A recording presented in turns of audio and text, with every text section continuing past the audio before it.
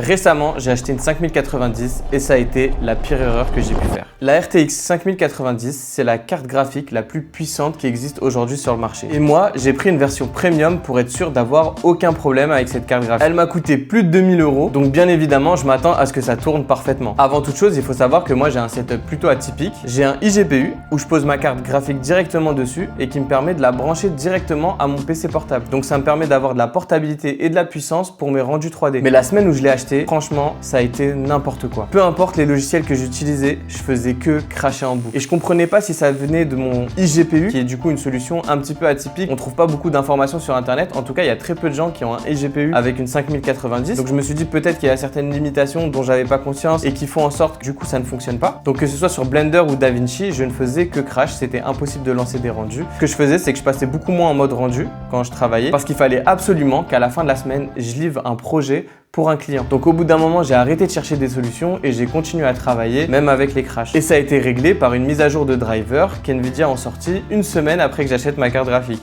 Et depuis, j'ai un setup qui me permet de lancer des rendus vraiment monstrueux, peu importe où je me trouve dans la planète. Du coup, pour mon taf, c'est vraiment incroyable. Je t'en parlerai plus en détail dans une prochaine vidéo.